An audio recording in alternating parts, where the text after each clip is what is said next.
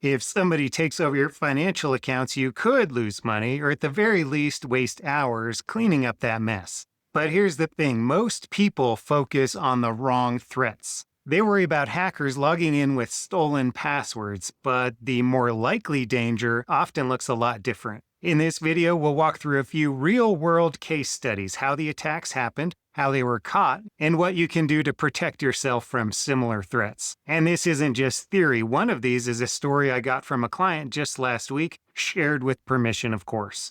Plus, I stay current on continuing education, and sometimes that means hearing these horror stories direct from the fraud departments at financial institutions. So these aren't just what-if scenarios. This is what's really happening out there. Now, before we talk about outsiders getting into your accounts, it's important that you understand what the real risks are. The most likely cause of financial exploitation of an older adult, and that's you in your retirement, by the way, is somebody on the inside. They probably have your same last name or access to your home, or they're in your community somewhere. I know you don't want to hear that, but it's true. I just spoke with a client whose situation is a textbook example of how these things happen. Her mom has Alzheimer's, and she is the one who's handling mom's finances. But one of the other siblings wanted money and convinced mom to send over $80,000. The mother was eager to help her child, so she started the process of sending out that money. But here's the lucky part. My client had alerts set up on the account, and she happened to be at home, so she noticed the notifications right away and was able to jump on it. She figured out what was going on and was able to stop the transaction before any money left the account. This happens all the time. They want to help their loved ones, but they might not understand the impact of doing that. I mean, does mom need that money for her care or for something else? Maybe home modifications as she ages? Will anybody realize later that one sibling quietly got an extra $80,000? That's a big deal when they're settling the estate. The situation was avoided because this person had authority on her mom's account. She was set up as an agent who could get notifications and also take action. So here's the takeaway. If you are handling somebody's finances or you're worried about this in your own future, talk with your financial institutions and find out what's available. Can they notify a trusted third party when there are changes or transactions in an account? Most major firms have something, it's just a matter of setting it up. Now, here's a more sensational story from a financial institution's fraud department. And this is probably more what you imagine when you think about somebody getting into your accounts. In this case, a client's personally identifiable information, that's PII, was used to take over their account. An imposter called the customer service line and was able to pass all of the security checks by having answers to the questions that came up. I remember when I was a phone rep more than 20 years ago, we had a process for when somebody called in. You had to verify their identity by asking certain things, and if they had enough of the answers, they could transact in the account. And by the way, I'm not going to say where this happened. It could happen anywhere, whether it's in your 401k, at a bank or a credit union, where your IRA is, etc. These types of things are very similar at different financial institutions. Now, presumably the bad actor had information that was stolen or purchased, probably through a data breach, but we don't really know. They even called from a phone number that matched the account owner's records. There are various ways to do this, by the way, the worst of which is probably if somebody has complete control over your phone or your phone number. Then they made ACH transfers out of the account, so the money went to a different bank that the imposter had control over. In this case, the victim's financial advisor noticed the transactions and checked with the client, and they discovered there was a problem and notified the financial institution. For whatever reason, the financial institution was able to recover the money, which is unusual. These transfers were just ACH transfers, so presumably the other bank might have had some suspicions, or the bad actor was just too slow in getting that money out. Typically, the money is gone in an instant, which is why these scammers often love wire transfers or gift cards, cryptocurrency or digital assets, etc., because those types of transfers typically cannot be reversed.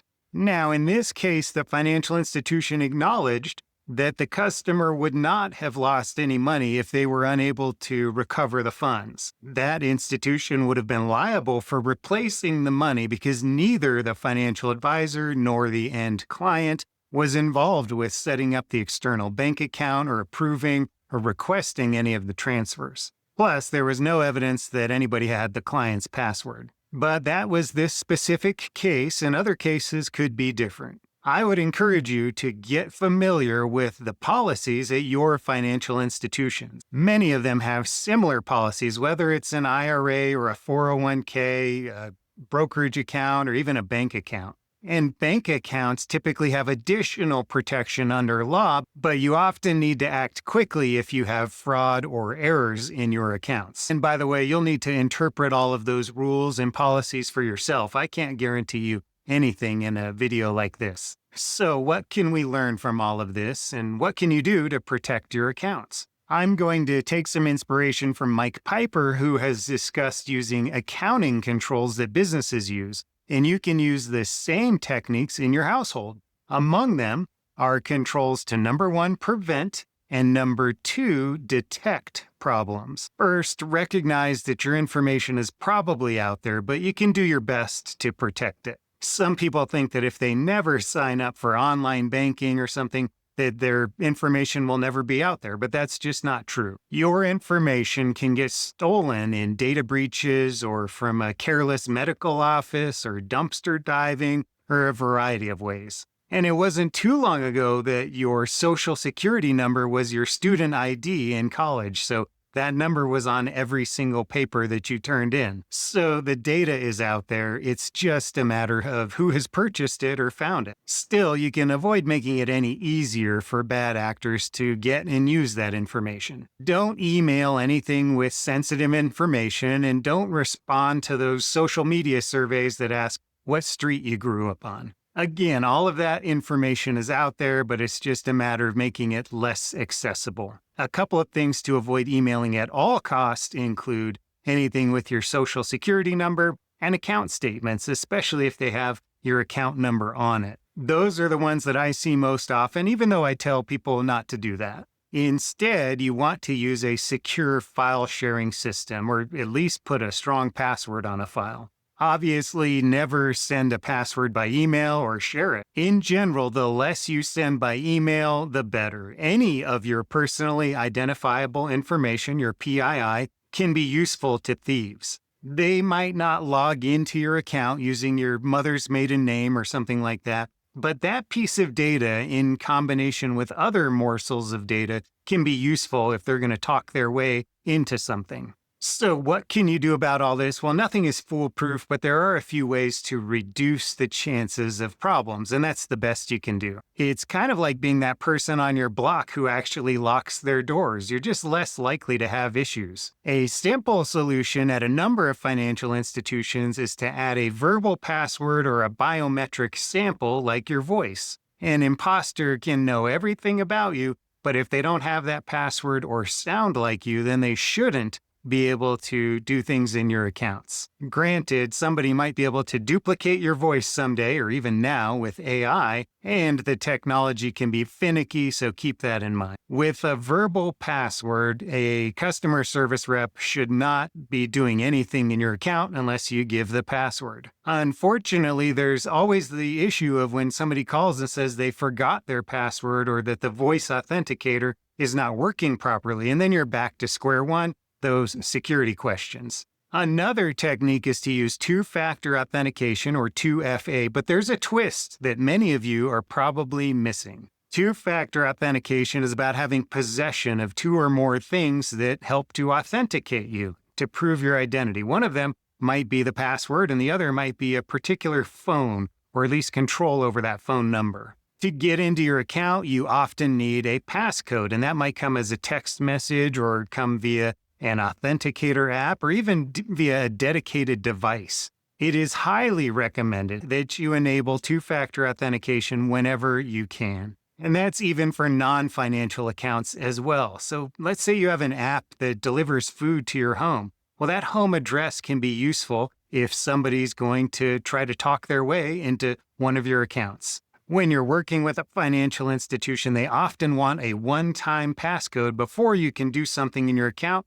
like change an address or take a withdrawal from your 401k or do other things. But here's a tip. I would suggest setting your phone up so that it only shows the content of those messages when it's unlocked. Most people get text messages that they can read immediately without unlocking their phone. That's convenient, but it's a security risk if your phone gets lost or stolen. Instead of showing the content of the message, you want your phone just to alert you that there is a message, then you unlock it to go and see it. You might call that turning off previews. So those are some prevention tips. Now let's get into monitoring or detection. Really, the thing here is to keep your email, phone, and physical addresses up to date with your financial institutions. You need to receive those alerts and notifications they send, and if everything's out of date, you're not going to know what's going on. And it's also smart to log into your accounts regularly and review the transactions for any unusual, unexpected